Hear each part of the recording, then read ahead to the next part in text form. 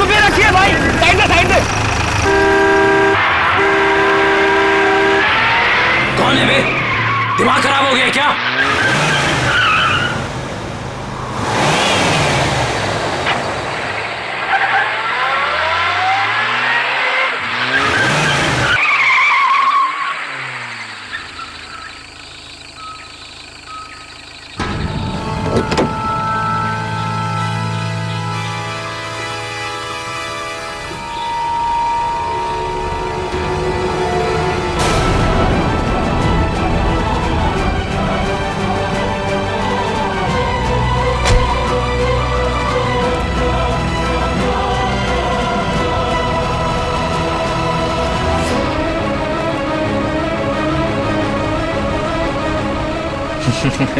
अबे हंस क्या रहा है बे? तेरी तबीयत तो ठीक है कि नहीं? अबे गाड़ी नहीं चलानी आती क्या तुझे? चलना चल के दो थप्पड़ लगाते थे कान के नीचे, तुझे दिमाग में नहीं हो जाएगा? अरे कहाँ गया? अभी तो यही था। अरे गाड़ी में भी नहीं गया तो फिर कहाँ गया? आदित्य यहाँ से चलो, मुझे डर लग रहा है। मुझे भी गड़बड़ लग रही है, चलो यार। अरे ऐसे कैसे? अभी तो यही था। चलो यार, चलो यहाँ से चलो। Let's go.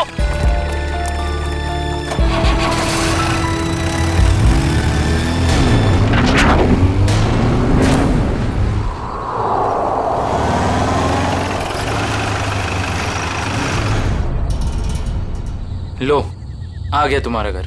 और तुम बेमतलब का इतना डर रही थी। आदित्य सच, मुझे अभी भी बहुत डर लग रहा है।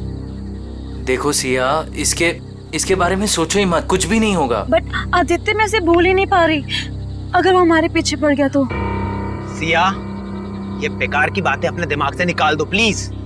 और प्लीज ये बात किसी को मत बताना। लेकिन सनी, कैसे भूल जाऊं? लेकिन कुछ नहीं सिया, बस तुम ये सोच लो कि हम लोगों ने कुछ देखा ही नहीं। कैसी बातें कर रहे हो गगन? यार उसने हम सबको देख लिया है। हाँ। और सिया, तुझे याद है ना, वो हमें देखकर मुस्कुरा रहा था। सिमी, तुम इसे हिम्मत दिला रही हो कि तुम इसे और डरा रही हो? देखो सिया, तुम आराम से घर जाओ। सिया, पापा, तुम घर जाओ, मुझे जिस बात का डर था वही हुआ। सिया तुम जाओ। Bye guys, bye bye guys.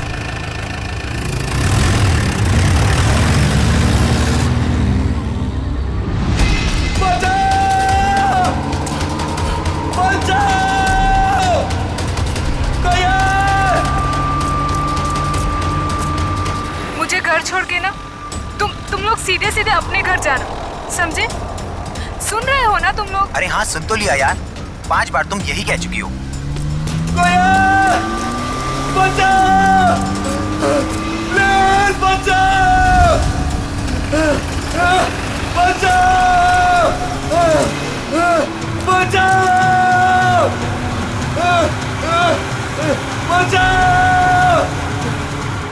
ये तो वही गाड़ी है ना? हाँ यार। अरे यार, ये कर क्या रहा है? ये इसको मार देगा यार।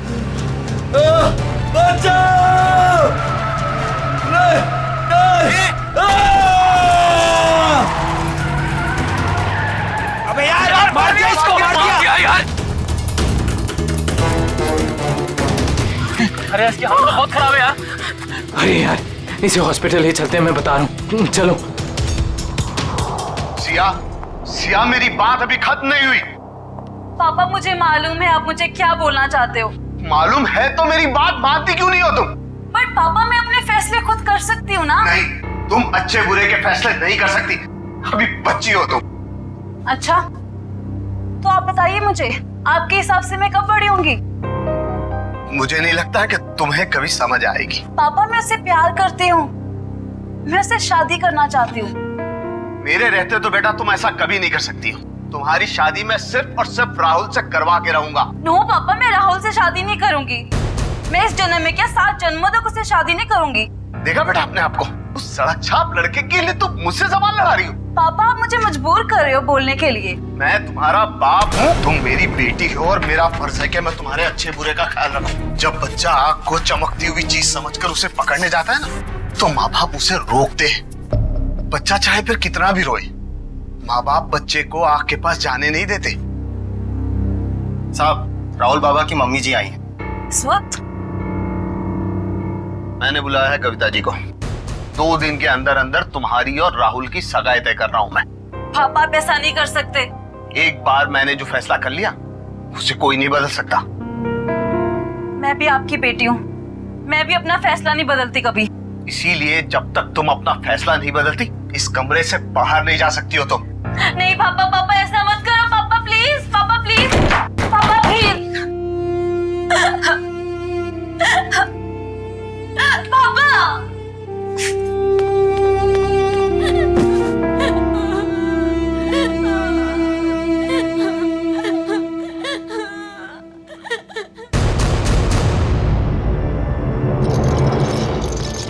Come on fast.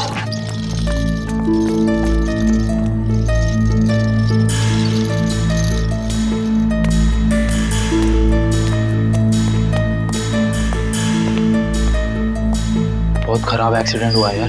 हाँ यार, शायद ये बचेगा भी नहीं। अबे यार, नहीं डॉक्टर साहब, ऐसा नहीं हो सकता।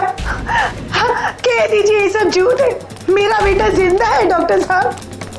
नहीं नहीं डॉक्टर साहब, ऐसा नहीं हो सकता। मेरा बेटा जिंदा है डॉक्टर साहब।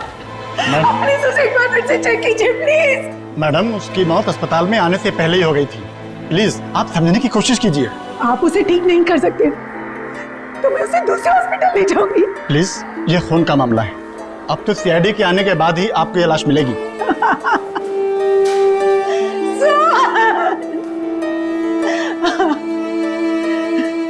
मैं उस खूनी को नहीं छोड़ूंगी, उसने मुझे बेसहारा किया। कुछ भी हो जाए मैं उसे नहीं छोड़ूंगी।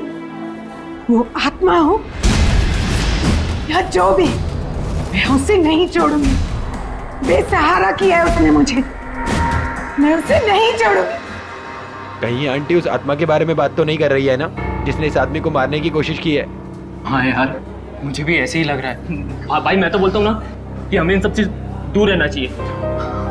तू सही बोल रहा है, हमें ना ये सारे झमेलों से दूर रहना चाहिए। हाँ सिया, क्या क्या बात कर रही हो? ओके, नहीं नहीं सुनो, तुम टेंशन मत लो, मैं बस अभी वहां आता हूँ। हाँ नहीं नहीं, मैं बस आ रहा हूँ, बस यहाँ से निकल रहा हूँ मैं। हाँ अब क्या हुआ? अरे यार, सिया के पापा ने उसको कमरे में बंद कर दिया और वो उस राहुल से उसकी एंगेजमेंट करने वाले हैं। यार मैं जा रहा हूँ, ठीक है? यार तुम दोनों एक काम करना। पर तू सिया से मिलेगा कैसे? पता नहीं यार, मैं देख लूंगा, कुछ ना कुछ कर लूंगा। तुम दोनों ना कोई एक होटल में एक रूम बुक कर लो यार, ताकि एटलीस्ट एक रात में उसको वहां रख लूं और फिर कल सुबह मैं उससे शादी कर लूंगा, पक्का। चल भाई, ख्याल रख अपना।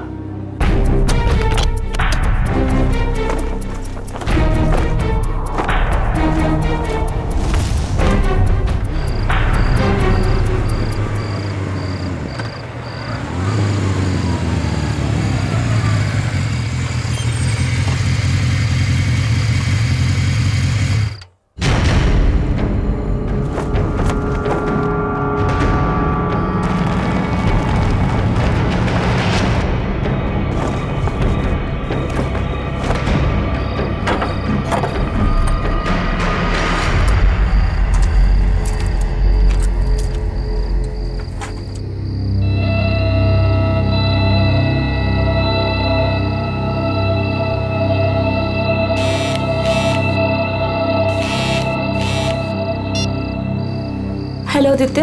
हाँ सिया, मैं आ गया हूँ। या आई एम कमिंग कमिंग।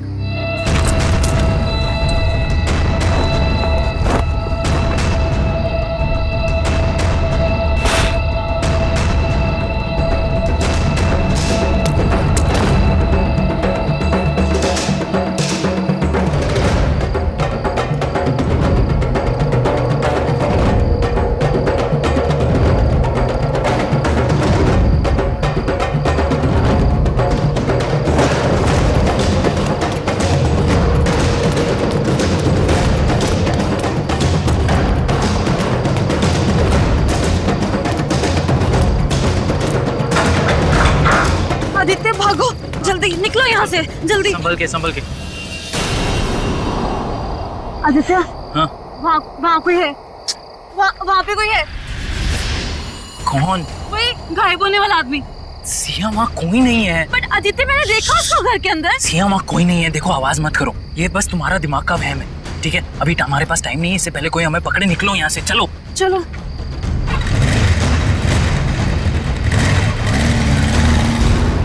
अच्छा, लेकिन ये सब हुआ कैसे? हाँ, आप उधर ही मैं नोट कर रहा हूँ। ओके। अच्छा, और फिर क्या हुआ? सर मार डाला उसने मेरे बेटे को, मैं बर्बाद हो गई सर। अब मैं कैसे जिंदा रहूंगी अपने बेटे के? एक मिनट, किसने मार डाला आपके बेटे को? हाँ, कब? मेरे देखते ही देखते मेरे लाल ने दम तोड़ दिया। छोड़िएगा मत उस खूनी को, छोड़िएगा मत उसे, कहीं से भी ढूंढ कर ले आइए उसे, कहीं से। मैम एक मिनट शांत हो जाइए आप। पहले ये बताइए कि आपके बेटे को मारा किसने? पता नहीं कौन था, मार दिया मेरे सोहन को, मार दिया। संभालिए अपने आप। मेरे लाल को हमेशा के लिए सुला दिया उसने। देखिए मैम, हम आपके बेटे को जिंदा तो नहीं कर सकते फिर से, पर उसके खूनी को सजा जरूर दिलवा सकते हैं। आप ये बताइए कि हुआ क्या, ये सब कैसे हुआ? मैं अपने कमरे में थी सर, तभी सोहन की चीख सुनाई दी। मैं भागे भागे वहां पहुंची तो देखा उसने सोहन को चाकू मार दिया था और वो खूनी खिड़की की तरफ भागा। वो खिड़की से बाहर निकल गया? नहीं सर, वो खिड़की तो बंद थी। मैंने उसे ढूंढने की बहुत कोशिश की, लेकिन वो कहीं नहीं दिखा मुझे। ऐसे गायब हो गया जैसे कोई आत्मा या कोई गायब होने वाला आदमी। मुझे कुछ नहीं मालूम है, मुझे कुछ नहीं मालूम। प्लीज संभालिए अपने आप को, शांत हो जाइए। देखिए हम आपके बेटे के खूनी को सजा जरूर दिलवाएंगे। आप फिलहाल घर जाइए प्लीज, हम लोग देखते हैं। प्लीज आइए प्लीज को सजा दे। आइए बिल्कुल बिल्कुल, आप शांत हो जाइए, आइए। सर कई लोगों ने उस आत्मा को देखा सर। मेरा मतलब है वो गायब होने वाले आदमी को सर। हाँ सर, उस आदमी ने अपनी गाड़ी से 4 लोगों को ठोकर मारी सर, और तो और कुछ लोगों के ऊपर जानलेवा हमला भी किया। सर सिर्फ रात को दिखता है, देखते देखते गायब हो जाता है और फिर वापस भी आ जाता है। पता नहीं सर वो क्या चीज क्या है? आदमी तो नहीं हो सकता, कोई खतरनाक चीज लगती है सर। तब तो जल्द से जल्द मिलना पड़ेगा इससे। निकले, काम करो, सोहन की लाश को फॉरेंसिक में मंगवा लो। जाओ। हेलो इंस्पेक्टर दया, क्या? कब, कहां पे? ओह नो, ठीक है, हम लोग अभी वहां पहुंचते हैं। उस अदृश्य होने वाले आदमी ने 2 खून और कर दिए। यार गगन, तूने हमारे लिए कितना कुछ किया है यार। अरे आदित्य भाई, दोस्ती में ये थैंक्स एंड ऑल इतना फॉर्मल होने की कोई जरूरत नहीं है, ठीक है? तुम लोग होटल कर रहे थे तो मैंने सोचा यार ये अपना घर है, बंद पड़ा हुआ है, तो शादी की तैयारी क्यों ना यहां से की जाए। सिया,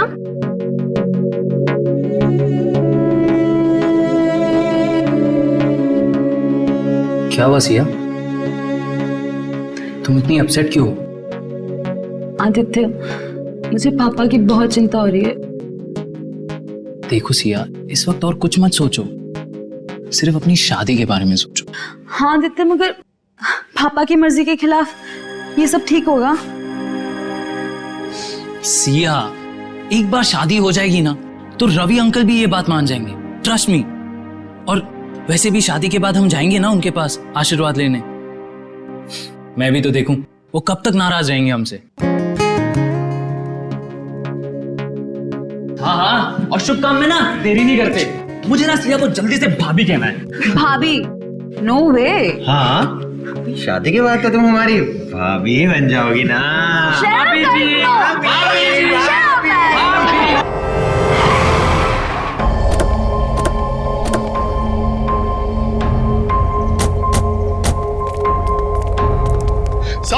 साहब, तुमने फोन किया था सीआईडी को? जी साहब। फोन कहाँ हुआ है?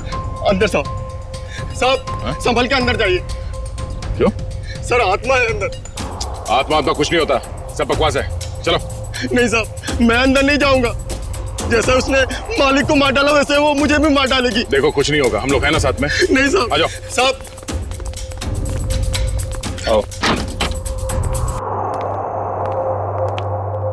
साहब देखिए, साहब और मैम साहब।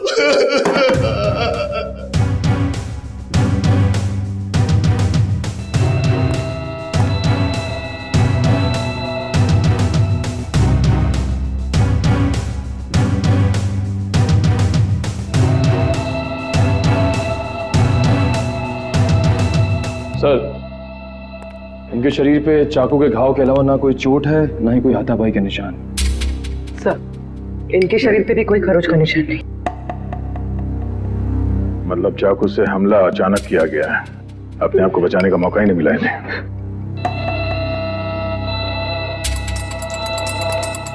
तुम्हें कब पता चला कि इन दोनों का खून हुआ है? साहब वो कविता मैडम साहब के लिए मैं किचन में चाय बना रहा था साहब। हाँ फिर? तभी जो है दोनों के चीखने की आवाज आई तो मैं भाग के बाहर आया तो मैंने देखा दोनों को चाकू मारा हुआ है। हाँ आगे। और सर वो कौन वो? खूनी? नहीं साहब, आत्मा वो गायब हो गया एकदम से मेरी आंखों के सामने साहब। गायब हो गया? हाँ साहब। साहब वो फिर आ सकता है साहब। डरो, इस बार आएगा तो हम उसे पकड़ लेंगे। उसका चेहरा देखा तुमने? नहीं साहब, उसने टोपी वाली जैकेट पहन रखी थी, उससे अपना चेहरा उसने ढक रखा था। साहब मेरा विश्वास कीजिए, मैं झूठ नहीं बोल रहा हूँ साहब, वो आत्मा ही थी। घर के सारे दरवाजे बंद थे फिर भी वो अंदर कैसे आ गए साहब? घर में और कौन कौन रहता है? साहब रवि साहब और सिया मैम साहब। सिया मैम साहब? रवि साहब की बेटी। कहाँ है वो? साहब वो रवि साहब और सिया मैम साहब का झगड़ा हुआ था तो साहब ने उन्हें जो है कमरे में बंद कर दिया था। चलो दिखाओ कहाँ है वो कमरा। साहब ऊपर है। चलो बॉडी को फोरेंसिक लैब भिजवा दो। चलो चलो कुछ नहीं होगा।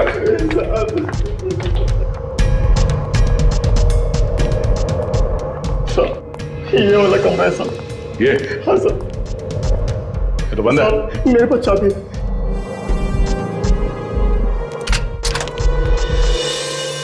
हाँ सर। कहाँ है सी? ये तो यही साहब। हाँ? सिया? सर ये देखिए। लगता है यहाँ से कोई नीचे गया है। सर शायद खूनी सिया के कमरे में आया हो। हाँ आया भी हो तो सिया कहाँ चली गई? ये सिया का नंबर देना जरा। सर 1144। अरे यार आदित्य, भाई सिर्फ देखता ही रहेगा कि क्या पहनना है या पसंद भी करेगा भाई? अरे मेरे भाई, शादी तो जिंदगी में एक ही बार होती है ना, तो यार थोड़ा तो टाइम लगेगा ना। हाँ भाई ले ले ले ले, टाइम ले ले, पर कहीं तेरे टाइम के चक्कर में ऐसा ना हो कि सिया अपना फैसला ही बदल दे।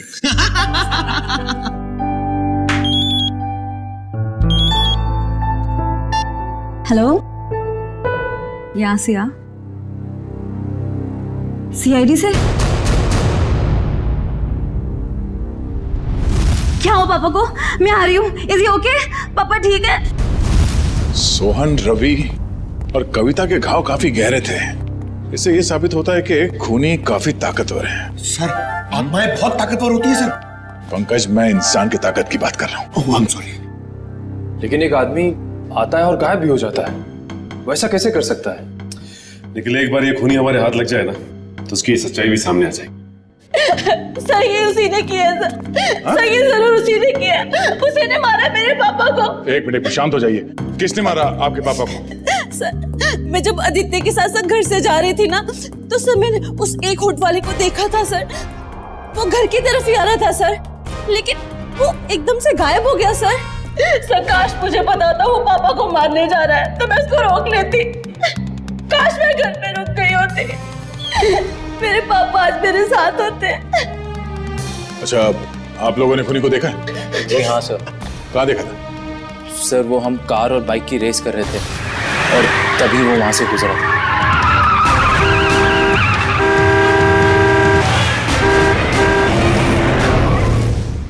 चेहरा देखा था किसी ने? नहीं मैडम, उसका चेहरा हुड वाली जैकेट से ढका हुआ था और उसकी ठुड्डी और होठ दिख रहे थे। पर सर, जब उस आदमी ने अपनी गाड़ी से हितेश को टक्कर मारी थी तब हम लोग वहीं थे और हमने उस गाड़ी का नंबर नोट किया था। हितेश कैसा है अब ठीक है सर, पर उसे काफी चोट लगी थी। गाड़ी का नंबर क्या? MH01R5393। निखिल, फोन करके पता करो कि ये गाड़ी किसके नाम पे रजिस्टर्ड है। अच्छा, आप लोगों को गाड़ी के बारे में और कुछ याद आ रहा है? किस रंग की गाड़ी थी, कैसी थी दिखने में? गाड़ी काफी पुराने मॉडल की थी, लाल रंग की थी, मगर बहुत तेज चलती थी सर। सर वो गाड़ी किसी रोहन के नाम पर रजिस्टर्ड है, मलाड में रहता है। रोहन?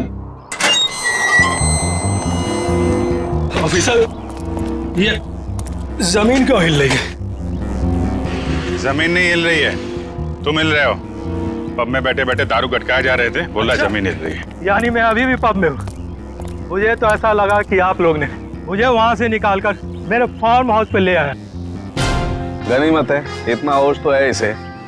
वो कहाँ है तुम्हारी वो लाल कार 5393? अरे है ना वो वहाँ खड़ी। चलिए चल। एक बात बताइए, मैंने तो खुद उसे 2 सालों से नहीं देखा, आपने कहाँ देख लिया? रोज रात को वो कार सड़कें नाप रही है, समझे तुम? ये देखिए सर, मेरी पुरानी दुल्हनिया, मेरी लाल परी, 2 सालों से मकड़ी के जाल में लिपटी हुई मेरी लाल परी। सर, बहुत साल पहले मेरी मॉम ने मुझे ये लाल परी गिफ्ट में दिया था। तुम जरा उधर खड़े हो जाओ। Thank you sir.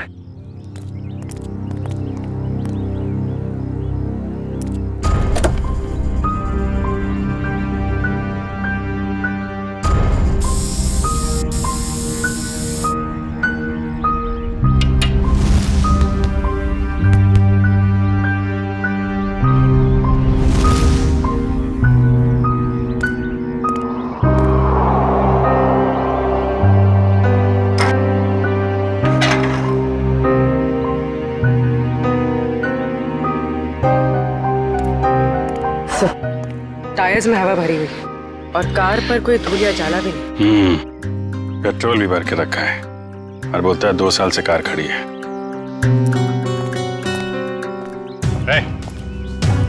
2 साल से कार खड़ी है ना, पेट्रोल कहाँ से आया इसमें? क्यों मजाक कर रहे हैं साहब? मैं तो इसमें पानी भी ना डालूं, पेट्रोल कहाँ से आ गया? पानी नहीं है, पेट्रोल है, वही पूछ रहे हैं कहाँ से आ गया। मैंने कहा ना सर, मैंने इसमें पेट्रोल नहीं भरा। मैं तो शहर में रहता हूँ।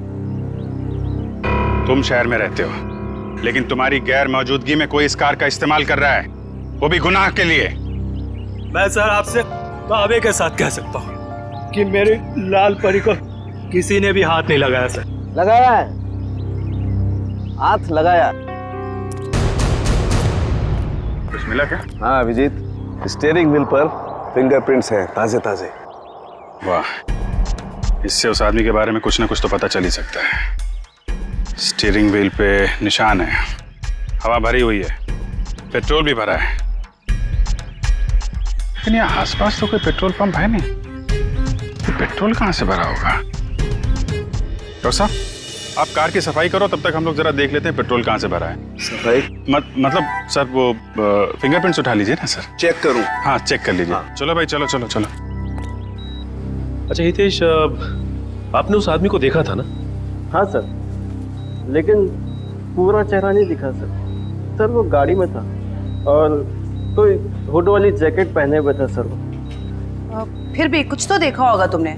मैम, मुझे उसका नाक के नीचे का कुछ चेहरा याद है मैडम। अच्छा विपिन, आपके साथ क्या हुआ? जब मैं जॉब पे से घर पे जा रहा था, गली में जैसे मुड़ा वैसे मेरे पे अचानक हमला हुआ। हमला करने के बाद में वो अचानक गायब हो गया। तुम पहचान सकते हो उसे? उसने हुड वाला जैकेट पहन रखा था, इसकी वजह से उसका पूरा चेहरा नहीं देख पाया। लेकिन हाँ, जब मैं नीचे गिरा तो उसके आंखें और आंखों के नीचे का हिस्सा देख पाया। इन्होंने भी उसका पूरा चेहरा नहीं देखा। और इनमें से किसी ने भी उसका पूरा चेहरा नहीं देखा। ठीक है, इन्होंने जो कुछ भी देखा है उसका स्केच बनाइए।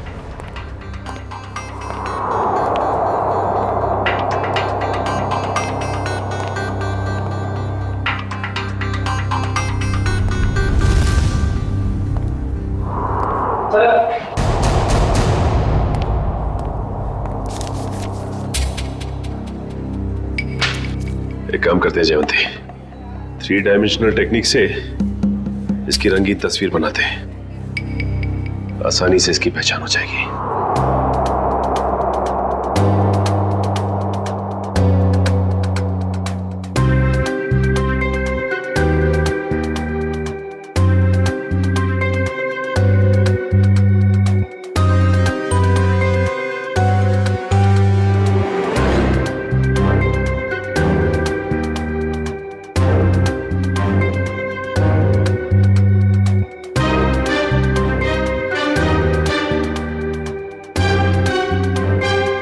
सर ये रहा वो आदमी। ये है वो आदमी। बहुत जल्द मिलेंगे हम तुमसे। निखिल, ये फोटो सारे अखबार और टीवी चैनल्स में भिजवा दो। इस आदमी को गायब होने का बहुत शौक है। हम दिखाते हैं इसे गायब होना किसे कहते हैं। माफ करना साहब, गलती हो गई। लेकिन मैंने क्या किया है? क्या किया है? पेट्रोल ब्लैक करते हो हैं? अरे ये क्या बोल रहे हो साहब? भला अब गैरेज में कोई पेट्रोल बेचेगा क्या? बहुत समझदार हैं ये। तुम बेचते हो पेट्रोल, हाँ या ना? हाँ या ना? हाँ बेचता हूँ। जब मेरा मालिक यहाँ नहीं रहता तो किसी भी गाड़ी से निकालकर थोड़ा बहुत बेच लेता हूँ। कल किसको बेचा था? कल किसको बेचा था? इस गाड़ी वाले को। मेरे गाने की कसम साहब, ये गाड़ी मैंने पहले कभी नहीं देखी। लेकिन हाँ, कल देर रात 2 लोग आए थे पेट्रोल लेने। उनको पहचान सकते हो? आधी नींद में था साहब, लाइट भी बंद थी। सच में साहब ध्यान नहीं है। अब मैंने तो बस पेट्रोल दिया और पैसे लिए। अरे कुछ तो याद होगा, कैसे बात कर रहे थे, क्या कपड़े पहने थे हैं? ऐसा तो कुछ याद नहीं आ रहा साहब, पर गाना साहब जी। फिर गाने की बात? मेरा कहने का मतलब है, कल उनमें से एक ने कान में ईयरफोन लगा रखा था और गाना इतने जोर से बज रहा था कि मुझे तो ऐसे ही सुनाई दे रहा था। कान में ईयरफोन लगा रखा था? हो सकता है उनमें से कोई रोहन की गाड़ी लेके जाता हो। सारी मीडिया, पूरे शहर में ये फोटो फैल गई है। बहुत जल्द पता चल जाएगा कि है कौन। हमारे बेटे की फोटो इस तरह हर चैनल पे कैसे दिखा सकते हैं आप? तो ये आपका बेटा है? हाँ, कमल। मैं आप लोगों के खिलाफ केस दर्ज करने वाला हूँ। आप लोगों ने हमारी भावनाओं और जज्बातों को चोट पहुंचाई है। आपके बेटे ने खून किया है, लोगों को जान से मारने की कोशिश कर रहा है, और आप हम पर केस करने वाले हैं? जो मन में आए बोले जा रहे हैं आप। सीआईडी वाले हैं तो क्या हुआ, कुछ भी बोलेंगे। आपका बेटा कहाँ है? आपका बेटा कहाँ है?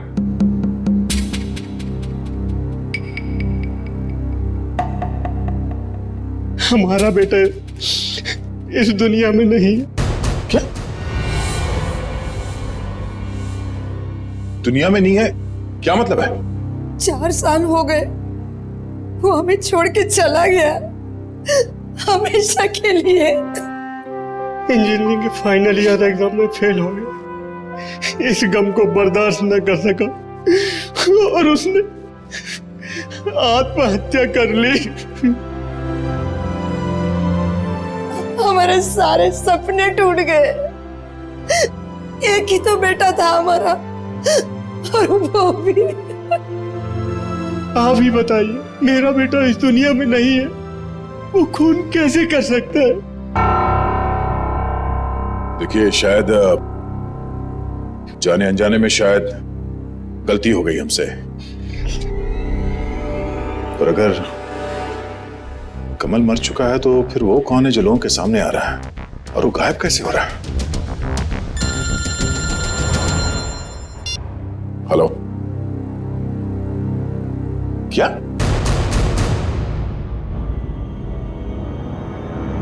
सिया खतरे में?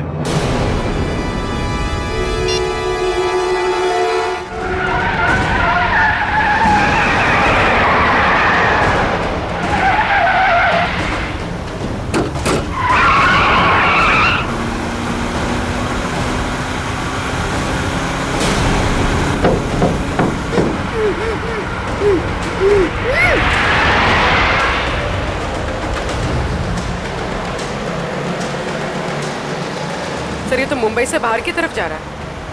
अब हमसे दूर जा नहीं सकता वो। सर अच्छा किया हमने इसकी गाड़ी में बग फिट कर दिया ताकि इसकी हरकतें सामने आ सकें। हाँ सर, उसे पता ही नहीं कि हम उसका पीछा कर रहे हैं। मगर हमें पता था कि वो अपनी हरकतों से बाज नहीं आएगा, इसीलिए उसकी गाड़ी में बग लगा दी।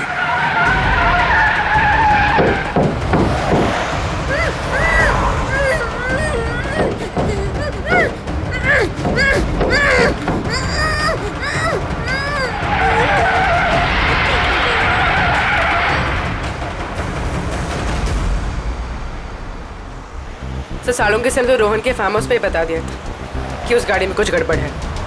अभी क्या दिखा रहे लोकेशन उसका?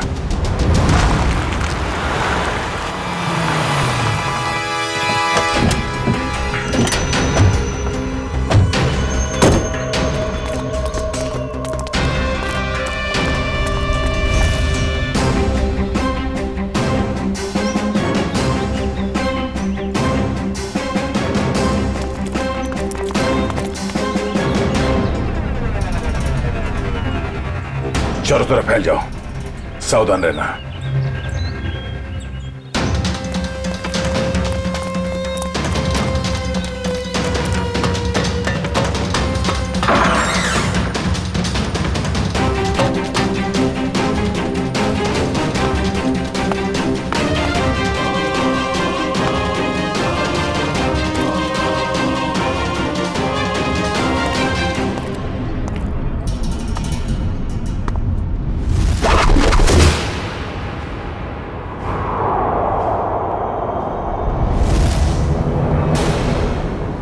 अपने आप को हमारे हवाले कर दो, तुम्हारा खेल खत्म हो चुका है।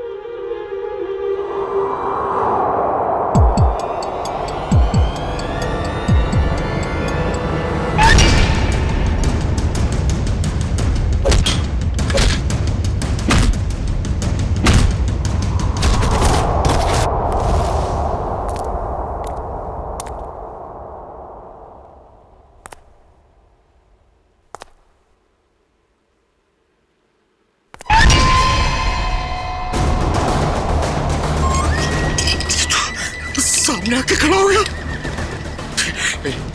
देख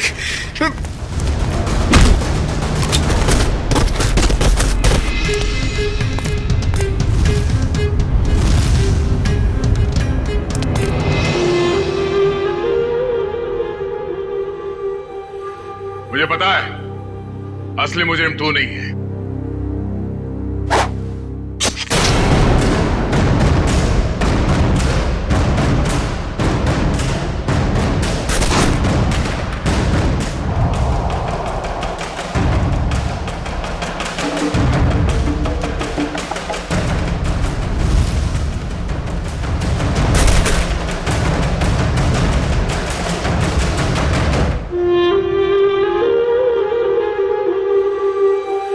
आदित्य तुम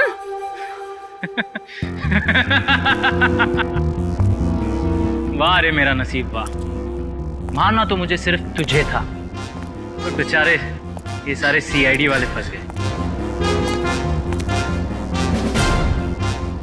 आदित्य मैंने तुमसे प्यार किया था, मैंने तुम पे भरोसा किया था, तुमने क्यों किया ऐसा? बदला, मुझे बदला चाहिए तुमसे। मैंने तुम्हारा क्या बिगाड़ा है आदित्य? तुमने नहीं, तेरे बाप ने। रवि और कविता ने एक छोटी सी जगह एक प्लॉट के लिए मेरे परिवार को मार डाला, और अब मैं तुझे मारूंगा और इन सबको भी। आदित्य नो, तुम ऐसा नहीं कर सकते। ये रिमोट देख लियो, इसको को दबाते ही तुम सब लोग ऊपर उठ जाओगे। नहीं आदित्य, आदित्य नो, आदित्य मत करो ऐसा, प्लीज डोंट डू दैट। चलो boys. Aditya no, Aditya please मत जाओ, आदित्य।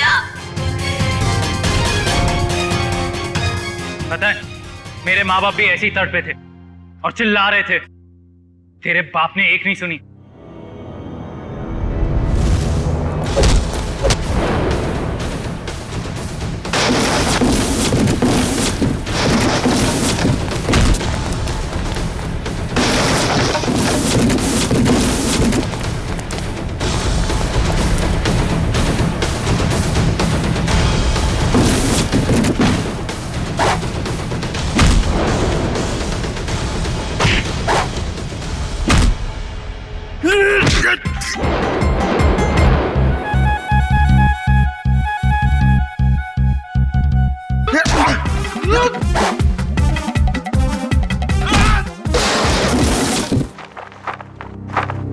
ठीक हो तुम? हाँ। चलो।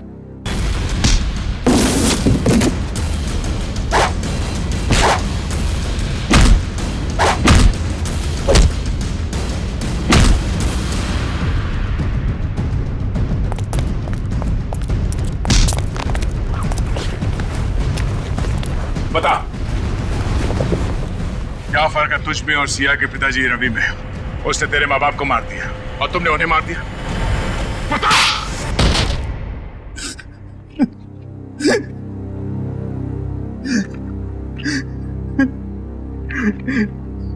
मैं और क्या करता सर, बदले की आग ने मुझे अंधा कर दिया था।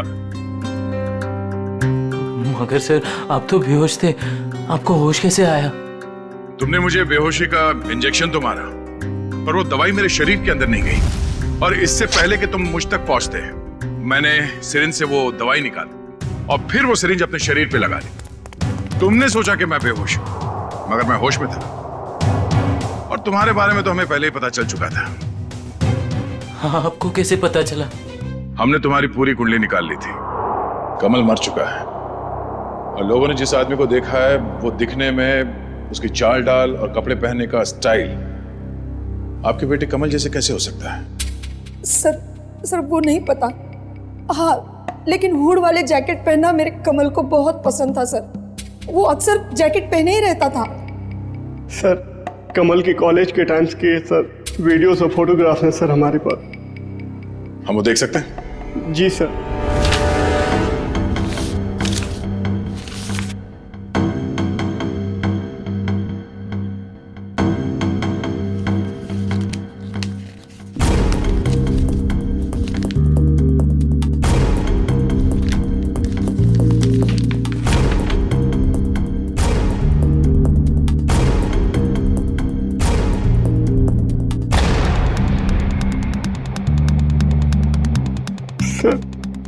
ये भी कमल का दोस्त आदित्य है।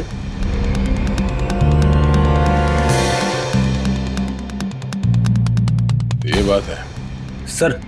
अभिजीत सर बता रहे थे कि जो लड़का गैरेज में पेट्रोल लेने आया था उसने अपने कान में हेडफोन लगा रखा था। हाँ फ्रेडी, एक काम करो, इस गगन और आदित्य इन दोनों की पूरी डिटेल्स निकालो। Yes sir. Pankaj. Sir PT ready है।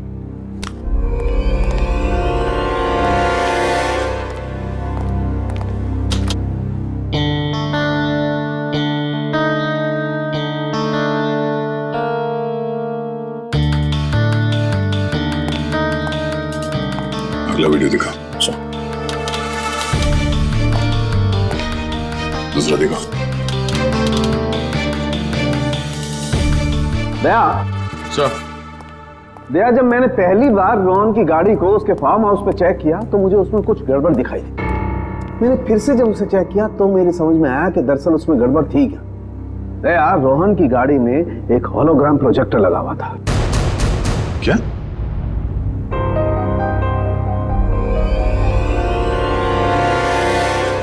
सर उन विक्टिम्स ने बिल्कुल यही सारे हवा बताए थे उस गायब होने वाले आदमी के बारे में जो इन वीडियोस में है।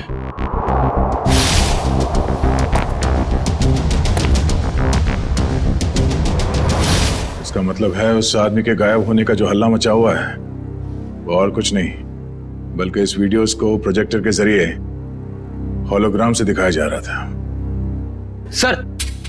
हाँ फ्रेडी, क्या पता चला? सर, आदित्य के परिवार को रवि और कविता के कंपनी वालों ने ही मारा है। और सर, जिन लोगों पे हमला हुआ था वो रवि और कविता की कंपनी में काम करते थे। इसका मतलब है ये सारा खेल तमाशा आदित्य का है। और जैसे ही डॉक्टर सालुंके ने कंफर्म कर दिया कि तुम्हारी कार में होलोग्राम का प्रोजेक्टर लगा था, हमें समझ में आ गया कि तुम्हारा प्लान क्या है। पापा सही बोलते थे, तुम प्यार करने के लायक ही नहीं हो। अरे तुम्हारा बाप कौन सा दूध का दूल्हा था? हाँ? और तुमने भी कानून की मदद लेने के बजाय कानून को अपने हाथ में ले लिया। अब अपना ये होलोग्राम वाला करतब कैदियों को दिखाना जेल में, फांसी का ऑर्डर आने तक। कितना मारोगे मुझे? एक बार बोला ना पैसा दे, एक बात मैं बार बार नहीं दोहराता। पैसा पेड़ पे नहीं उगता। लोगों के घर में झाड़ू बर्तन पोछा करके ही पैसे कमाए हैं मैंने। ऐसे दारू में उड़ाने नहीं दूंगी। अपने पति से जवान लड़ाती है, जवान लड़ाती है। काकी, हाँ? अब आपके घुटनों में दर्द तो नहीं है ना? हाँ बेटा, तूने जो घुटनों के लिए दवा दिया था ना, उससे मेरा घुटना बिल्कुल ठीक हो गया। नमस्कार। नमस्कार, कैसे है? बस ठीक है। हाँ, बड़ी बड़ी बड़ी। ये नीता जी है। नमस्कार। ये इस चाल में रहते। हाँ, आइए। हमारे चाल के लोग ना बहुत अच्छे हैं, बहुत सपोर्ट करते हैं एक दूसरे को। हाँ, अपने पति से जवान लड़ाती है, जवान लड़ाती है। ये सुनील और रेखा का फिर से किचकिच शुरू हो गया लगता है। अरे और मेरे को दोबारा पैसा लेने से रोका ना, तो मुझसे बुरा कोई नहीं होएगा। तुझसे बुरा और हो भी कौन सकता है? कहा ना मैंने कि मैं पैसे नहीं दूंगी। जवान लड़ाती है, आज तेरे को सबक सिखा के रहेगा मैं। ए सुनील, खबरदार जो उस पे हाथ उठाया तो। देख सविताई, ये मेरा और मेरे बाइकों का पर्सनल मामला है, बीच में कुछ नहीं बोलने का। इसको तो मैं ये तुम्हारा अकेले का मामला नहीं है, सगा साहिल से मामला है। हाँ, अगर दोबारा दुखा को तुमने धमकी दी तो तुझे चाल के बाहर उठा के फेंक दूंगा मैं। हाँ, खबरदार, जो किसी ने मेरे मर्द को धमकी दी, वो जैसा भी है मेरा पति है और इसे कोई भला बुरा नहीं कह सकता। सुना तुमने? तुम्हारे इतने जुल्म बर्दाश्त करने के बावजूद भी ये अपना पत्नी धर्म निभा रही। क्या तुम एक पति होने का कर्तव्य पूरा कर पा रहे हो? देख, अगली बार ना तूने इस पे हाथ भी उठाया या उंगली भी उठाई ना, तो तेरे को मैं जेल में भिजवा दूंगी, समझा? गलती हो गई, गलती हो गई। चल जा भाई। माफी हमसे नहीं, अपनी पत्नी से मांगो। अरे बस जाने दो, चलो नहा लो, मुझे भी काम के लिए निकलना है। चलिए, अच्छा है, सुनील को अकल आ गई आज। सुनील को तो सबक मिल गया, लेकिन इन दोनों का झगड़ा देखकर ना मेरे को मेरे पुराने दिन याद आ गए। आपके पति भी? हाँ, बहुत शराब पीता था, हर वक्त नशे में रहता था, और जब नशे में नहीं रहता था ना, तो इसी तरह जबरदस्ती मेरे से पैसा मांगता था। और आप पैसे दे देती थी? हाँ, क्या करती? और जब मैंने पैसा देना बंद किया ना, तो मेरे सारे गहने, कपड़े, घर का सारा सामान, यहाँ तक कि घर का पूरा अनाज भी बेचना शुरू कर दिया। और फिर एक दिन यही शराब उनको मुझसे दूर ले गई और लीवर फेल हो गया। आई एम सॉरी, मुझे ये सब नहीं पता था। अब आपके पति के बाद आपके घर में कौन कौन है? मेरे 2 बच्चे थे, अनुज और कशिश। भगवान भी इतना निर्दयी है ना, एक एक्सीडेंट में मेरे 2 बच्चों को मुझसे छीन लिया। मैं समझ सकती हूँ कि अपने को खोने का गम क्या होता है। हौसला रखिए, आने वाले दिन खुशियाँ ही खुशियाँ लेकर आएंगी। कल की इसी उम्मीद पे तो मैंने ये एनजीओ की स्थापना की थी, और चाल के सारे परिवार वालों को मैंने अपना परिवार माना। काकी, आप बहुत ही नेक काम कर रही हैं। अच्छा, अभी रहने दे, ज्यादा तारीफ मत कर मेरी। हाँ, चल अंदर चल, मैं तेरे को ना गरम गरम चाय पिलाती हूँ। हाँ? अरे नहीं काकी, मुझे ना लेट हो रहा है और आज ही मुझे कॉलेज भी जाना है अपने थीसिस का फॉर्म भरने। तो हम शाम को मिलते हैं चाय पे? पक्का ना? संभल के जाना। आज तो बहुत लेट हो गई।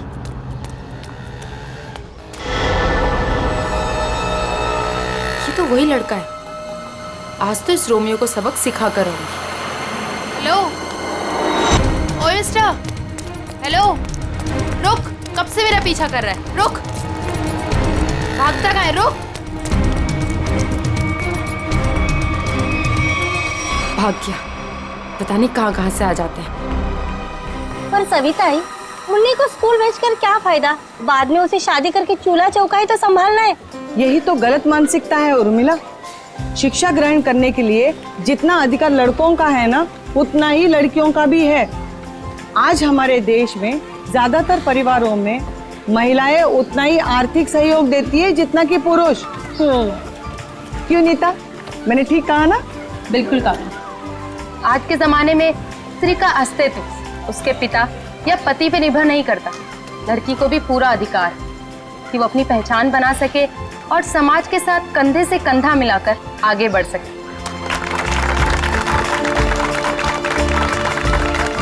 क्या बात है, आप दोनों के विचारों से हम सब सहमत हैं। हाँ। तो मुन्नी का स्कूल जाने का पक्का हो गया। पक्का। ये फिर से यहाँ आ गया। लगता है इसको सुबह की डांट का कुछ असर नहीं हुआ। कौन है ये नीता, तुम जानती हो? नहीं काकी, पता नहीं कौन है और कहाँ से आया है, लेकिन रोज मेरा पीछा कर रहा है। अरे पहले क्यों नहीं बताया? चलो जमकर खबर लेते हैं आज इसकी। चलो चल। हेलो, तुम मेरा पीछा करते करते यहाँ तक आ गए? क्या कर रहे हो? चाहते क्या हो? हाँ? अरे कहाँ जा रहे मैं तुमसे बात कर रही हूँ। अरे सुनाई दे रहा है कि नहीं दे रहा? क्या हो गया इसे? अरे सीढ़ी, अरे ये तो छत, अरे छत के ऊपर जा रहा है। कहाँ जा रहे हो? एक किधर जा रहा है ये? रुको। हाँ, अरे क्या कर रहा है? अरे नीचे उतर। अरे खोपड़ी सटक लिया तुझी, क्यों जान देना चाहता है अपनी? अरे बोल ना कुछ। अरे बोल। मैं यहाँ कैसे आया? इधर क्या कर रहा हूँ मैं? तेरे को नींद में चलने का आदत है क्या? कब से बुला रहे थे तेरे को? ड्रामा मत करो, बताओ कि मेरा पीछा क्यों कर रहे थे? मैं बात करती हूँ। बेटा देख, तेरे दिल में ना जो कुछ भी है सच सच बता दे। तू नीता को पसंद करता है क्या? वो बात नहीं है, मैं तो नीता जी का बॉडीगार्ड हूँ। इनके पिताजी ने मुझे इस काम पर रखा था कि इनकी मैं रक्षा करूं। उन्होंने ये भी कहा था कि इनको पता न चले। झूठ मत बोलो, मेरे पापा मुझसे बिना पूछे कुछ नहीं कर सकते। मैं सच कह रहा हूं। ये मेरा आईडी कार्ड।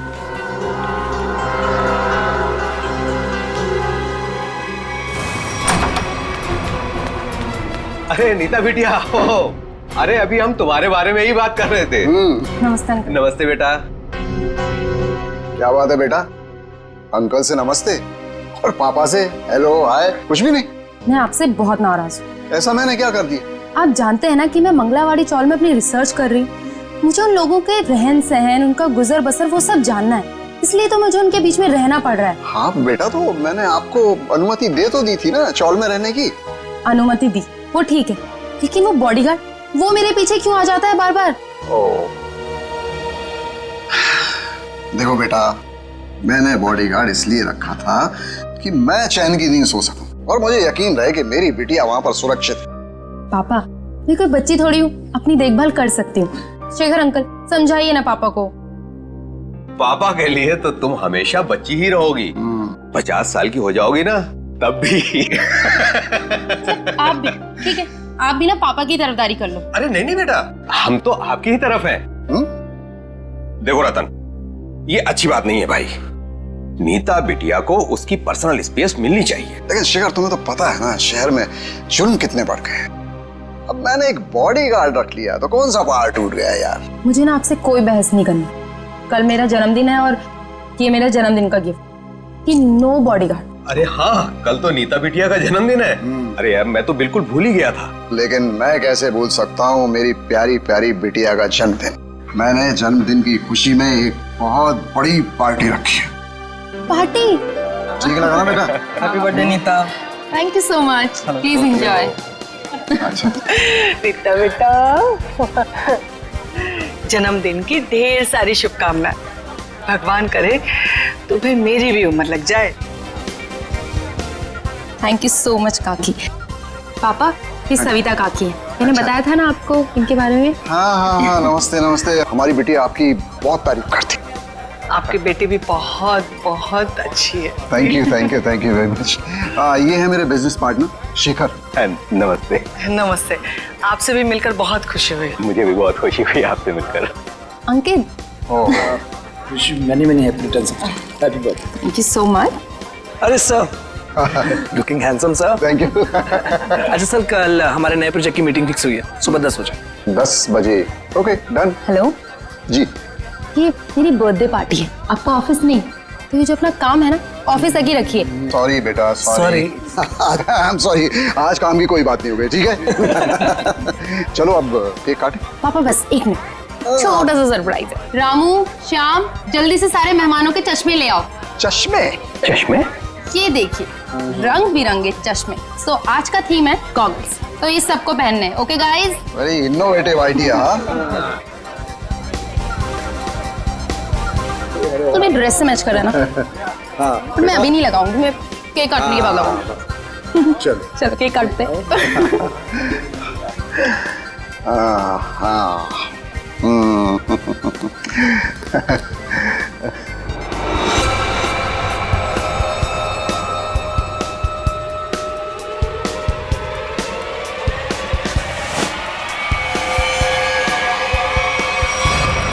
गन?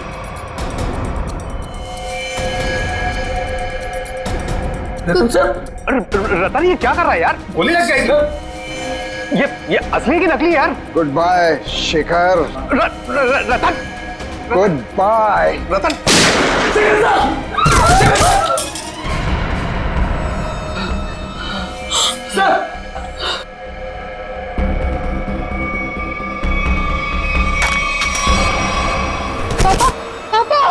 पापा, ये तो बेहोश हो गए। ये अच्छा है, गोली मार के बेहोशी की एक्टिंग कर रहे हैं। अरे कोई एम्बुलेंस बुलाओ, शेखर जी को गोली लगी है। और सीआईडी को भी फोन करना पड़ेगा। Hello CID?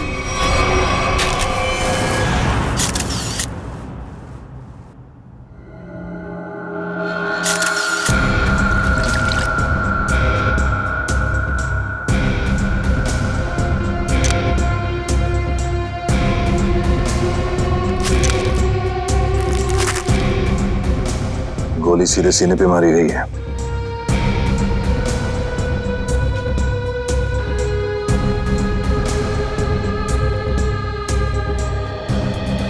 आप सबने देखा था रतन जी को गोली चलाते हुए शेखर जी पे? हाँ सर, हम तो हक्के बक्के रह गए ये देख के। इतनी अच्छी पार्टी चल रही थी, सब कितना एंजॉय कर रहे थे।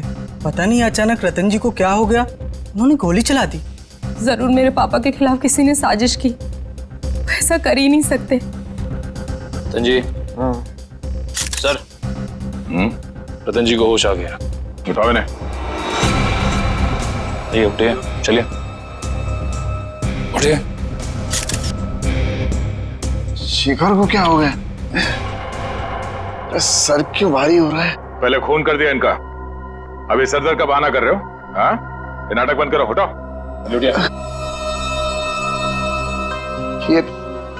ये आप क्या कह रहे हैं? मैंने किसी का खून नहीं किया। नीता बेटा, क्या कह रहे हैं ये लोग? मेरी समझ में नहीं आ रहा है बेटा। पापा, मुझे खुद समझ में नहीं आ रहा है कि ये सब हो क्या रहा है। समझ में आएगा, सबको बहुत जल्दी सबको समझ में आ जाएगा। निखिल, मयूर, घर की अच्छी तरह से तलाशी लो। यहाँ पे पार्टी में जितनी भी चीजें मौजूद है सबको उठा लो। जयंती सर, इस गन को फोरेंसिक लैब में भिजवा दो। रतन जी चलिए ब्यूरो चलते हैं। पापा ठीक तो है ना? पापा सर, बैलिस्टिक्स रिपोर्ट आ गई। इसमें साफ साफ लिखा है कि शेखर को जो गोली लगी थी वो रतन जी के गन से चली थी, और उस गन पे जो उंगलियों के निशान मिले थे वो भी रतन जी के ही थे। कहिए रतन जी, क्या कहना है आपको इस बारे में? नहीं, कुछ समझ में नहीं आ रहा सर। सर बहुत भारी हो रहा है। ऐसा लग रहा है जैसे किसी गहरी नींद से जागा हूं मैं। कोई डरावना सपना देखा है मैंने। हाँ, मगर क्या करे, शेखर जी की मौत तो कोई सपना नहीं है। सारे सबूत यही कह रहे हैं कि शेखर का खून तुमने किया है। मैंने कोई गोली नहीं चलाई सर। आप मुझ पर यकीन क्यों नहीं कर रहे सर? तो फिर वो गोली क्या अपने आप शेखर जी के शरीर में गई? कुछ याद नहीं आ रहा है मुझे।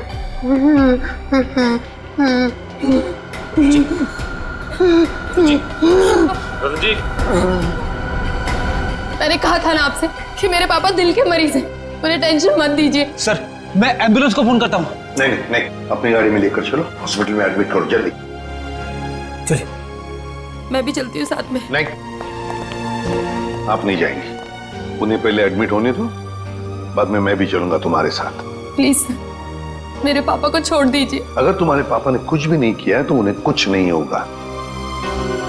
अच्छा एक बात बताओ, रतन जी का कोई झगड़ा वगड़ा था पहले से शेखर जी के साथ, या फिर कल पार्टी में कोई झगड़ा वगड़ा हुआ था?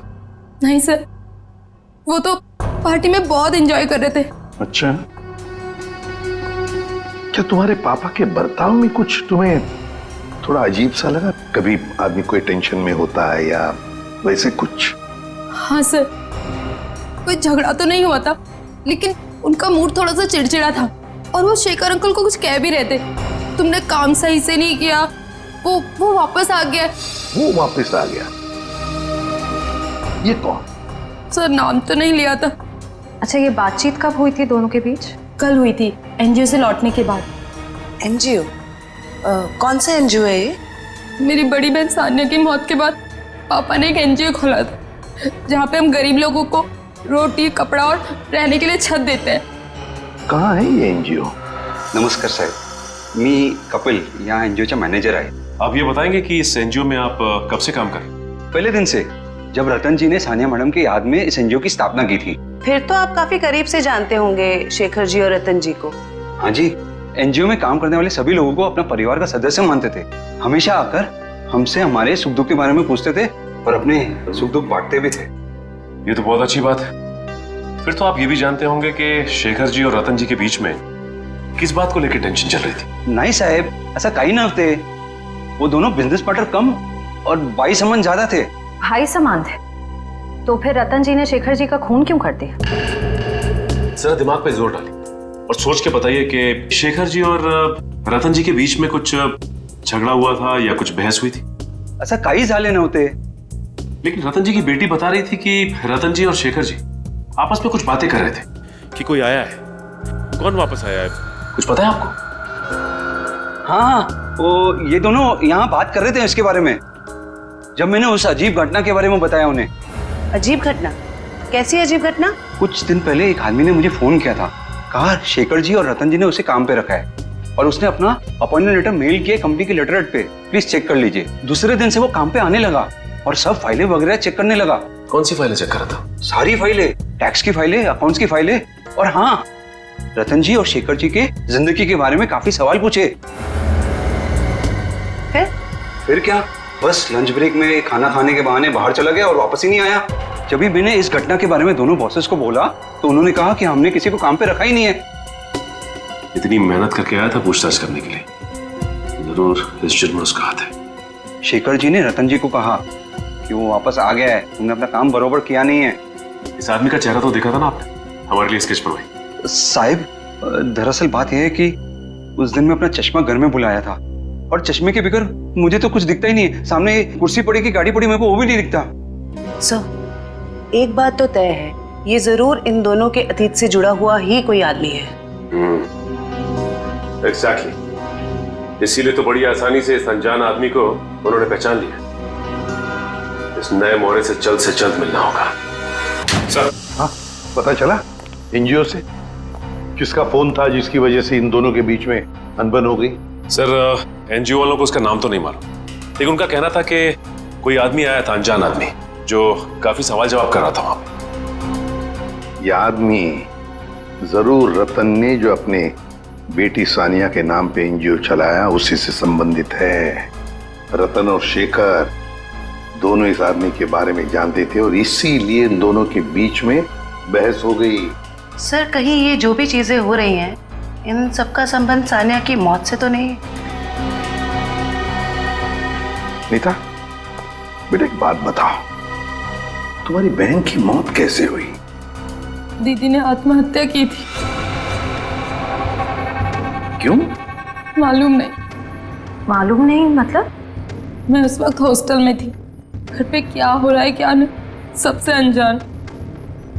अच्छा, जब आपकी बहन ने आत्महत्या की तो उस वक्त क्या आप हॉस्टल में थी?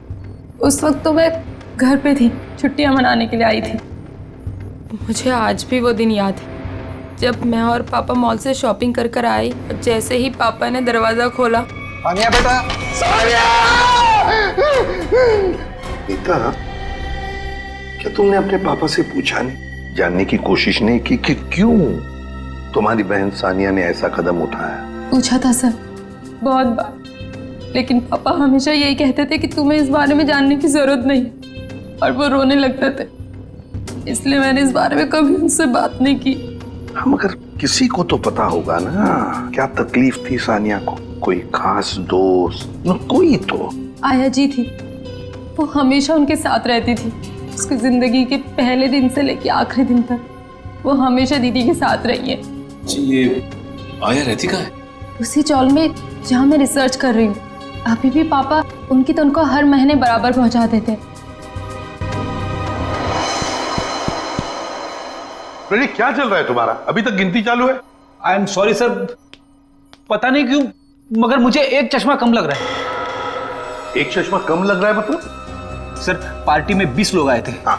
मैं कम से कम 5 बार गिन चुका हूँ, हर बार 19 चश्मे बता रहे। तो फिर एक चश्मा कहाँ गया? पता नहीं सर।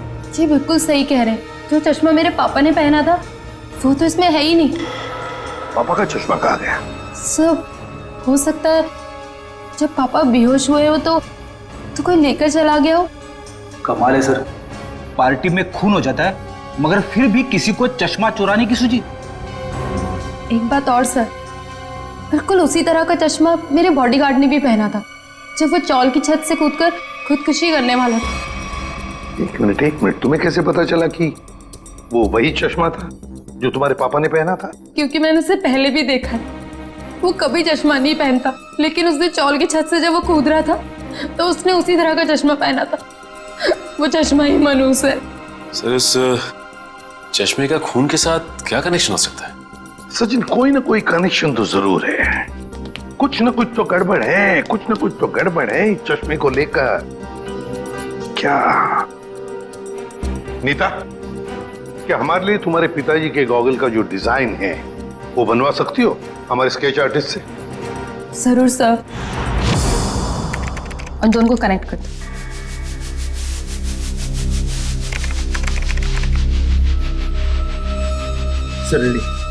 ठीक है, थैंक यू। कमाल का डिजाइन है ये इस चश्मे का। सर, ये चश्मा तो कस्टम मेड लगता है, क्योंकि रेडीमेड चश्मों की डिजाइन ऐसी नहीं होती। हाँ श्रेया, ये ऑर्डर दे के डिजाइन देकर बनाया गया चश्मा है ये। पता लगाना पड़ेगा शहर में ऐसी कौन सी दुकानें हैं, कितनी दुकानें हैं जो इस तरह के चश्मे बनाती हैं। फिर सानिया की आया के बारे में भी पता लगाना पड़ेगा। हेमलता जी? कौन है? आप सानिया की आया थी ना? हाँ, पर आप लोग? देखिए, हम सीआईडी से। सीआईडी? माफ करना माँ जी, हम लोग ने आपको परेशान किया। ठीक है बेटा, दिवस भर में आराम ही करती हूँ, पर आप लोग यहाँ कैसे? देखिए हेमलता जी, आप सानिया की आया रही बचपन से, है ना? और फिर सानिया ने आत्महत्या भी की, ये तो आप जानती ही हैं। अब ये जानना चाहते हैं कि क्यों सानिया ने क्यों आत्महत्या की।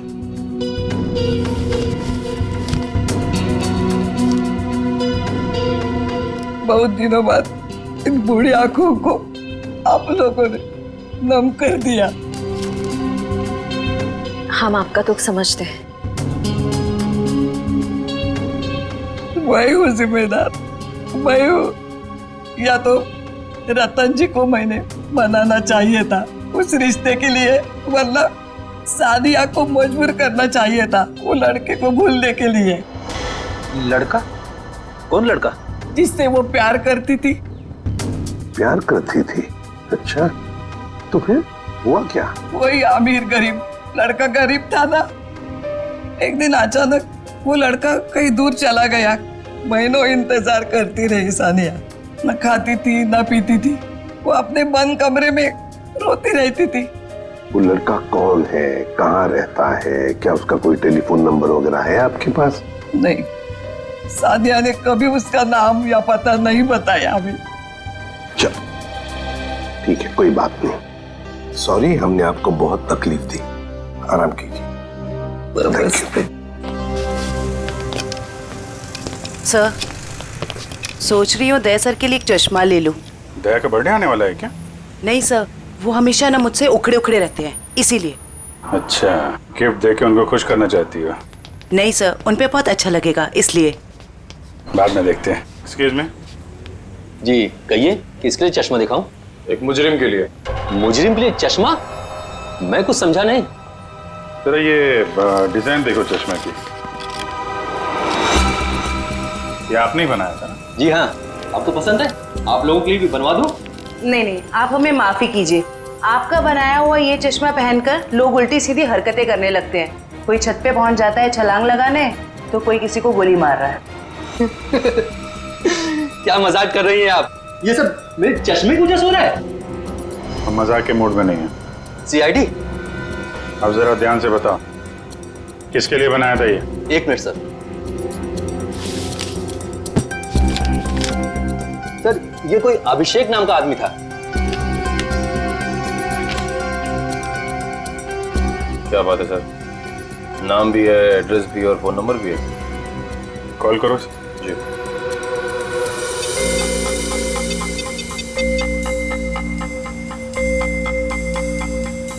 सर, नंबर गलत है।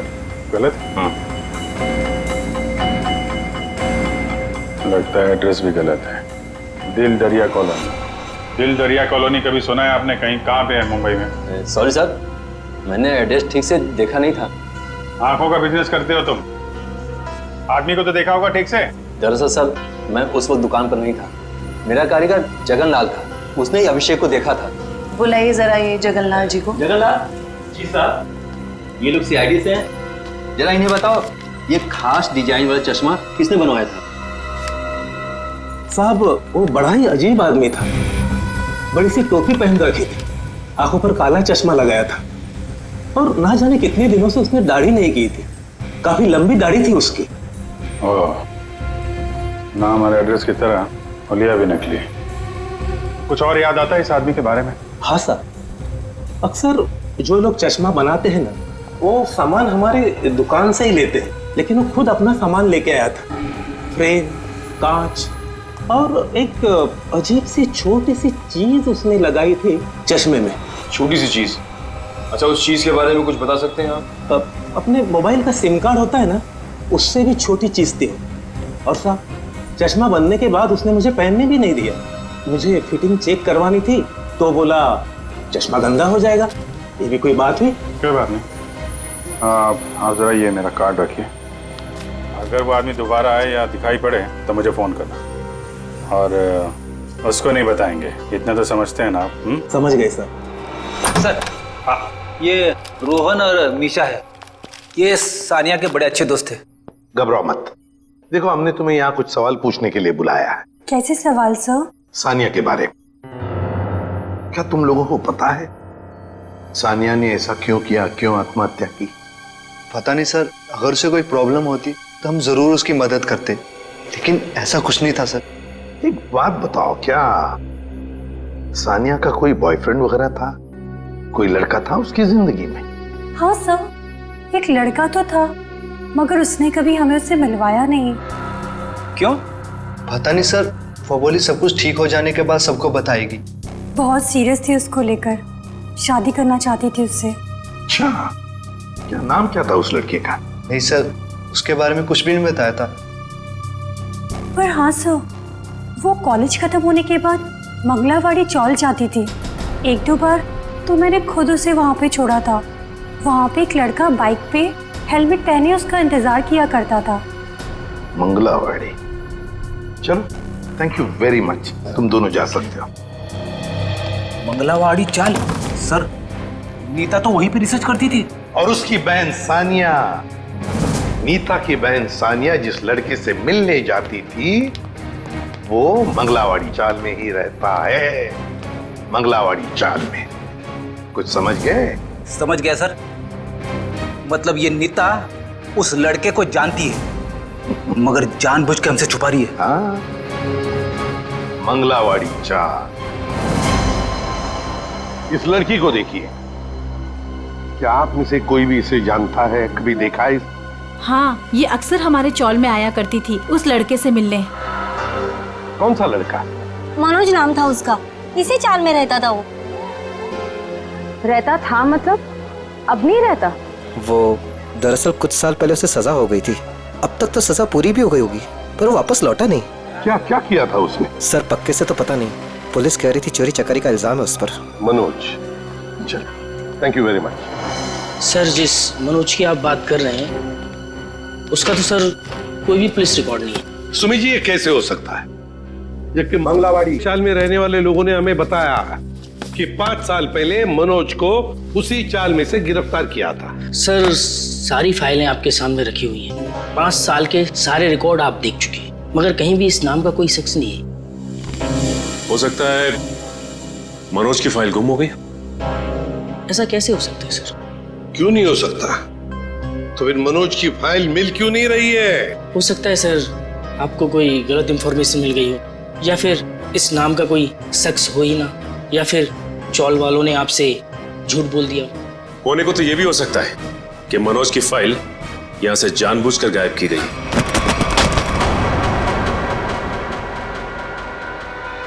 रवि जी, क्या हुआ? तबीयत बिगड़ गई क्या? ये अचानक पसीना क्यों आने लगा? अरे कांपने क्यों लगे तुम? और अचानक ये फाइल छूट कैसे गई तुम्हारे हाथ से? नहीं सर, ऐसी कोई बात नहीं है। हमसे कोई भी कुछ भी छुपा नहीं सकता। बताओ क्या बात है? भागता किधर? लगता है सर ये बिना दवा खाए इसकी बीमारी ठीक होगी नहीं।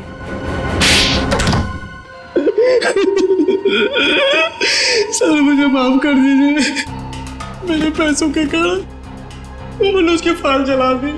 शर्म आनी चाहिए तुम्हें।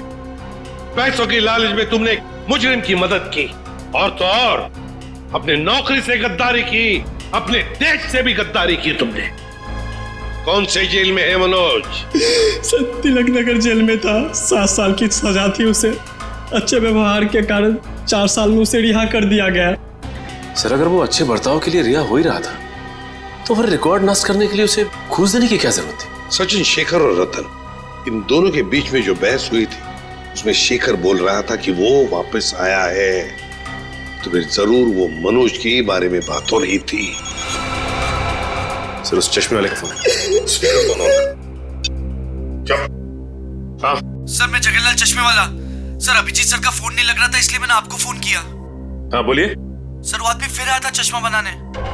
अब इस वक्त कहाँ है वो आदमी? सर वो जाते वक्त फोन पे बात कर रहा था, कह रहा था कि किसी विद्युत नगर जा रहा है, सेक्टर 5। विद्युत नगर? नीता भी तो विद्युत नगर में रहती है। माय गॉड, मतलब नीता की जान को खतरा है। हाँ एसीपी सर, हम नीता के घर पहुंच गए हैं।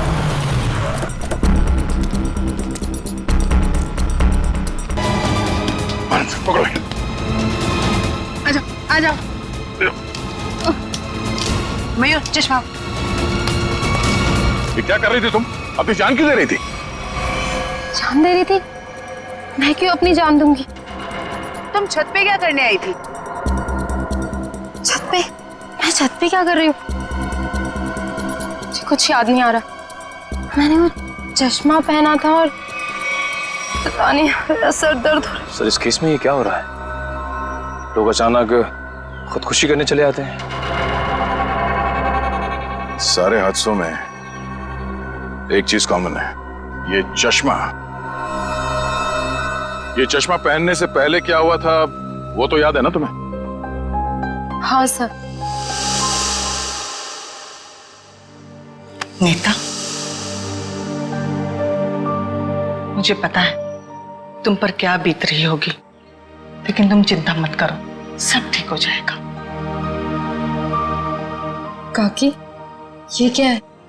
ऐसी हालत में मुझे ये गिफ्ट तुम्हें देते हुए बहुत अजीब लग रहा। गिफ्ट? हाँ, तुम्हारा बर्थडे था ना, तो हमारे चौल के बच्चों ने अपने हाथों से बड़े प्यार से तुम्हारे लिए गिफ्ट बनाया।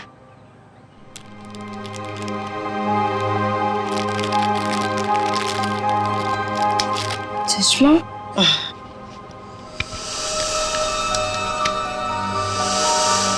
ये सविता जी कौन? सविता जी मंगलवाड़ी चौल में रहती हैं। बड़ी नेक औरत है। ये कितनी नेक औरत है ये तो उनसे मिलने के बाद ही पता चलेगा। अरे अरे अरे अरे सविता जी, लगता है हम लोग गलत वक्त पर आ गए। कहीं जा रही थी आप? हाँ, वो कुछ जरूरी काम आ गया था, इसलिए मैं कलकत्ता जा रही हूँ। लेकिन क्या करें, अब तो आप कलकत्ता जा नहीं पाओगी। क्यों नहीं जा पाऊंगी? वो क्या है ना कि मुजरिमों को यहाँ खुले घूमने की आजादी नहीं। मुजरिम? कौन मुजरिम? शराफत का नकाब उतार। नीता ने हमें सब कुछ बता दिया है। मेरे को कुछ काम है, मैं आती। अब तक तुम्हारी उम्र का लिहाज कर। मुझे सख्ती बरतने पे मजबूर मत करो प्लीज। बताइए। मैंने जो कुछ किया अपने बच्चों के मौत का बदला लेने के लिए किया। बच्चों की मौत का बदला? हाँ, नीता के पिता रतन ने मेरे दोनों बच्चों को मार डाला अपने बिजनेस पार्टनर शेखर की मदद लेके। जान ली? लेकिन क्यों? क्योंकि उसको गलतफहमी हो गई थी कि मेरा बेटा तनुज वही लड़का है जिसे उसकी बेटी सानिया प्यार करती थी। क्यों हुई ऐसी गलतफहमी? क्योंकि एक दिन तनुज सानिया को घर छोड़ने गया था तो रतन ने देख लिया और वो गलत समझ बैठा। फिर शेखर ने गुंडे भेजे इधर मेरे घर पे मेरे दोनों बच्चे तनुज और कशिश को मार डाला। मैं उस टाइम पे घर पे नहीं थी इसलिए जिंदा बच गए। पर नीता ने क्या बिगाड़ा था तुम्हारा? उसे क्यों सजा दी तुमने? क्योंकि रतन ने मुझसे मेरे बच्चे छीने साहब। उसको वही दर्द देना चाहती थी। मनोज कहाँ पर है? मनोज? कौन मनोज? वही मनोज जिसने तुम्हें बदला लेने में मदद की थी। साहब मेरे को नहीं मालूम। बताना तो पड़ेगा ही। ये जादू वाला चश्मा कहां से बनवाया? मनोज कहां पर है? आइए आइए जनाब, आप ही का तो इंतजार था। आइए। बड़े खुश नजर आ रहे हो, क्या बात क्या है? बात ही ऐसी बॉस, आज मैं आपको एक कमाल का जादू दिखाता हूँ। देख साउंड के मेरे पास मजाक करने के लिए वक्त नहीं है, जल्दी बता। अरे यार 2 मिनट, हमेशा काम करते रहते हो, जरा जादू देखो प्लीज प्लीज। तारिका लेके आओ। देखो देखो देखो देखो क्या होता है, देखो। ये लीजिए। Very good. सचिन यार तुम ये जरा चश्मा पहन लो।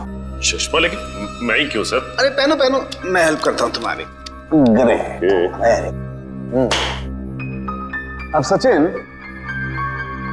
जरा ध्यान से देखो और बताओ कि ये चश्मा वहां से ला करके किसने दिया? अरे सर कैसी बात करते हैं? तारिका ने। नहीं सचिन, गौर से देखो, ये चश्मा वहां से उठा करके तारिका नहीं श्रेया लेकर के आई। मैं? अरे सर कैसी बात कर रहे हैं आप? आपके सामने जो खड़ी है वो तारिका है और जो यहाँ खड़ी है वो श्रेया है। सचिन जरा गौर से देखो और फिर बताओ। तुम्हारे सामने जो खड़ी है वो तारिका नहीं है, वो श्रेया है। सचिन। हाँ सर, मेरे सामने जो खड़ी है वो श्रेया है।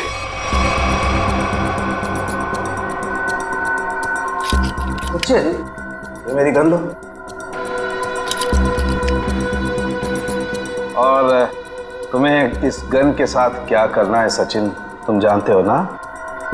हाँ सर, मुझे अच्छी तरह से मालूम है कि इस गन के साथ क्या करना है। सड़के कुछ नहीं होगा। सड़के ऐसी मजाक मत कर प्लीज बिलीव मी। हाँ सचिन, पता है ना तुम्हें क्या करना है इस गन से?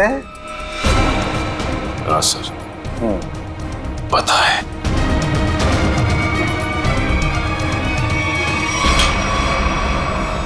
लाओ सचिन, ये गन मुझे दे दो। अब ये चश्मा भी तुम्हारा उतार देना है। बैठ जा, बैठ जा। मुझे हो क्या रहा है? सर भारी हो रहा। सचिन, अभी अभी आपने मुझे मारने की कोशिश की, मुझ पर गोली भी चलाई। वो तो गन खाली थी इसलिए। ये तुम क्या कह रही हो? मैं तुम्हें मारने की कोशिश क्यों करूंगा? मैं तुम्हें गोली क्यों चलाऊंगा? रिलैक्स रिलैक्स, मैं बताता। बस ये बहुत ही स्पेशल चश्मा है। इस चश्मे में एक डिवाइस लगी हुई, एक ऐसा यंत्र जिसकी वजह से जो इंसान इस चश्मे को पहनता है वो सम्मोहित हो जाएगा, hypnotize। और ये नैनो डिवाइस है जो वॉइस रिकॉर्ड करता रहता है। तो जिस इंसान ने चश्मा पहना है उससे ये बताता रहता है कि उसे एग्जैक्टली करना क्या है। आपने जो मुझ पर गोली चलाई वो भी इसी डिवाइस की वजह से। इसीलिए वो आवाज आ रही थी। लेकिन ये आवाज हमें सुनाई क्यों नहीं रही?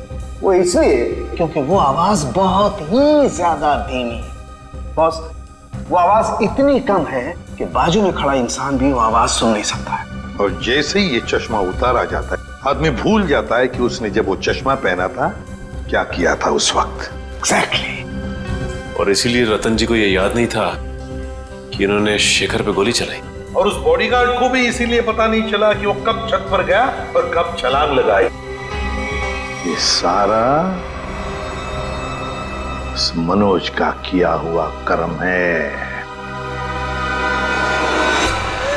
अब वो वक्त आ गया है जो मैंने अपनी पूरी जिंदगी में किया, वो सारे कर्मों का हिसाब होगा।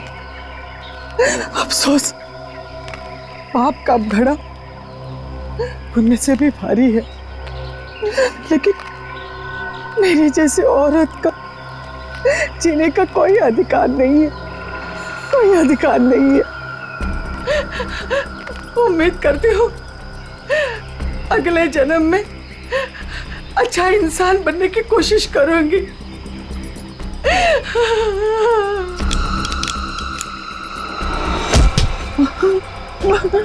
ये क्या कर रही है? उतार चश्मा, उतार।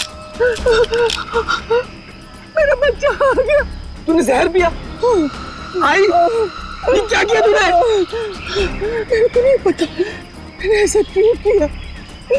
बेटा मेरे को माफ कर दे, हमारे साथ इतना ही था। नहीं आई, आई नहीं,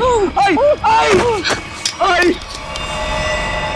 जिस किसी ने भी तेरे साथ ऐसा किया है माँ, तेरी कसम उसे छोड़ूंगा नहीं मैं। अब पता चला किसी अपनों पर वो मौत का चश्मा लगाने के बाद कैसे लगता है। चलो अब तुम्हारे आंखों पे कानून का चश्मा चढ़ाते हैं। कहाँ भाग रहे हो? रुक, सचिन उधर से पीछे जाओ उसके।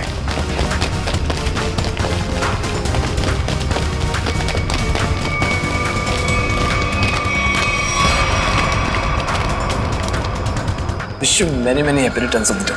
Happy birthday. Thank you so much. अब जेल की चक्की पीसने की तैयारी करो। सविता जी भले मेरी असली माँ ना थी, पर वो मेरे लिए मेरी माँ से भी बढ़कर थी। उनके बच्चों के मरने के बाद उन्होंने मुझे ही अपना बेटा माना था। मतलब तनुज और कशिश के बाद? हाँ, उन दोनों बच्चों की मौत कोई हादसा वादसा नहीं थी, बल्कि उनका खून हुआ था, जिसे किया था नीता के पिता रतन कुमार ने। और मुझे झूठे रॉबरी के केस में फंसाया भी उन्होंने ही था। इसलिए मैंने प्लान बनाया, बदला लेने का प्लान। और रतन की कंपनी में ही नौकरी कर ली, लेकिन रतन ने तुम्हें पहचाना नहीं? रतन और शेखर ने मुझे नहीं पहचाना, क्योंकि उन्होंने मुझे कभी देखा ही नहीं था। और इसी बात का मैंने फायदा उठाया, और जेल से छूटने के बाद ना ही मैंने सविता माँ के बच्चों का बदला लिया, बल्कि अपनी सान्या, जिसे मैं इतना प्यार करता था, उसकी भी मौत का मैंने बदला लिया। हमारे पास चले आते, हम तुम्हें न्याय दिलाते। कानून पर से तो विश्वास ही उठ गया था मेरा, इसलिए मैंने खुद ही न्याय करने की सोची। नीता से दोस्ती की, फिर उसे मार दिया। सान्या से प्यार करते थे तुम, इसे प्यार कहते हो? उसकी बहन की जान लेने चले थे तुम। वो तो अच्छा हुआ हम लोग इस वक्त पे पहुंच गए और उसे बचा लिया। क्या नीता जिंदा है? हाँ जिंदा है। बहुत कोशिश की ना तुमने उसे मारवाने की। उसके बॉडीगार्ड को भी वो चश्मा पहना दिया ताकि वो आत्महत्या कर ले, मगर नहीं, तुम्हारा प्लान वैसे ही फेल हो गया। हाँ, मगर रतन का प्लान फेल नहीं हुआ। मैंने वेटर के जरिए उसे खूनी चश्मा पहनाया और उसी के जरिए उसी के दोस्त को मरवा दिया। और फिर हमारे आने से पहले वो चश्मा तुमने गायब कर दिया। तो फिर वो चश्मा सविता के जरिए तुमने नीता तक पहुंचा दिया।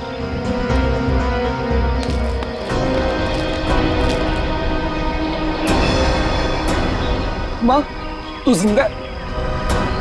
मैं जिंदा हूँ। मेरे को माफ कर दो मनोज बेटा, ये सब कुछ मुझे सीआईडी को बताना पड़ा। इन्होंने जो कुछ भी किया हमारे कहने पे किया। अपना बदला पूरा करने के लिए तुमने बहुत नाटक किया और तुम्हारी असलियत सामने लाने के लिए हमने भी ये छोटा सा नाटक किया। क्या मिला तुम्हें? इस बदले की आग ने तुम्हें कहां से कहां पहुंचा दिया। अब जेल की सलाखों के पीछे सड़ते बैठना। कानून तुम्हें कड़ी से कड़ी सजा देगा, शायद फांसी ही होगी। इस तरह के और भी एपिसोड देखने के लिए हमारे चैनल को सब्सक्राइब करें और बेल आइकन दबाना ना भूलें।